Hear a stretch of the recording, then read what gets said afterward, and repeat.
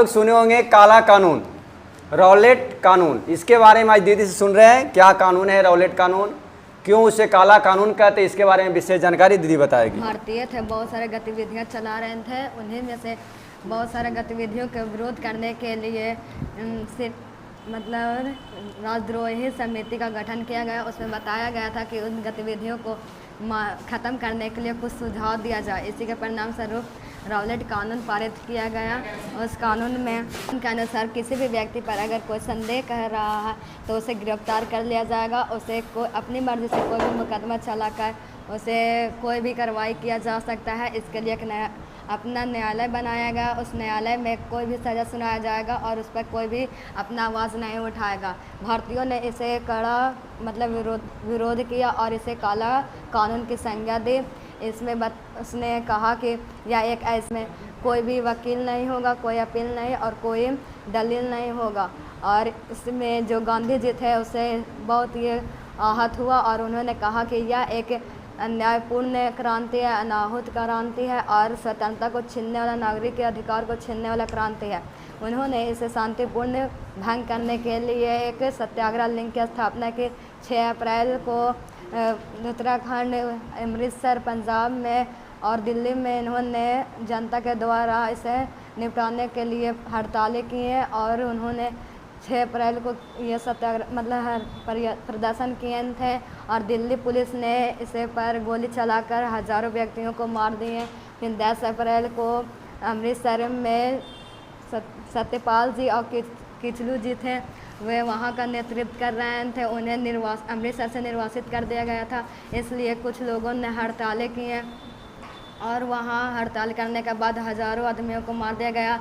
मतलब जो स्टेशन था, रेलवे स्टेशन था, वहाँ भी आग लगा दी गई और गांधी जी इसका खबर लेने के लिए अमृतसर पंजाब जा रहे थे तो उन्हें गिरफ्तार कर लिया गया और वहाँ जो पंजाब था किसी भी व्यक्ति को आने जाने पर रोक लगा दिया गया। 11 अप्रैल को पंजाब में सैनिक शासन लागू कर दिया गया और जनरल ओडायर को वहाँ का गवर्नर बना दिया गया। वह बहुत अत्याचारी शासन कर रहे थे और सभी व्यक्तियों पर अपने फौजी शासन से राज्य शासन स्थापित करना चाहते थे। इसी बीच अमृतसर में बैसाखी मेला आयोजित हुआ था, वहाँ विराटनगर का कुछ मेला और अब सभा चल रहा था। वहाँ जो व्यक्ति थे जनरल ओडायर के खिलाफ कुछ सभा आयोजित करना चाहते थे।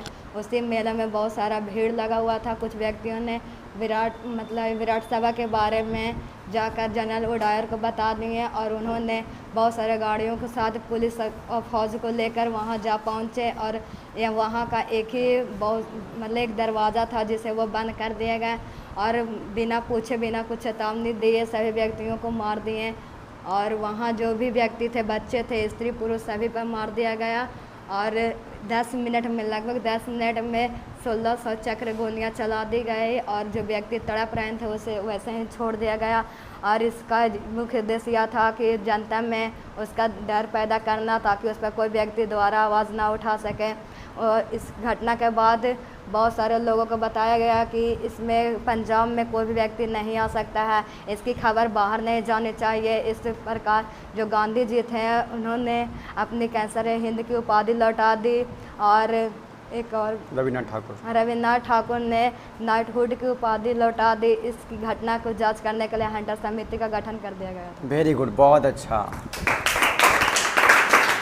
सुने आप लोग, देखिए इतना अच्छा से लेक्चर देना करें कि बीए बीएड जो किए होंगे ना वो भी इतने तरबद्ध रूप से लगातार 1.5 से 2 मिनट बोलने में डरेंगे। 10 क्लास के छात्र यहाँ पर इतिहास में, जो कि इतिहास से लोग डरते हैं, अक्सर इतिहास से डरते हैं, ये भी डरते थे सर इतिहास, बट लेकिन जब पढ़ोगे बढ़िया से, समझाने वाला बढ़िया से मिलेगा ना तो इतिहास पढ़ने में मज़ा आएगा। इतिहास में होना चाहिए कि लगातार एक क्रमबद्ध रूप से समझाया जाए, क्रमबद्ध रूप से पढ़ाया जाए तो लगातार सबको पढ़ने में मज़ा आता। अब आप लोग को पढ़ने में मज़ा आता है इतिहास ना जी? कोई दिक्कत? चलिए।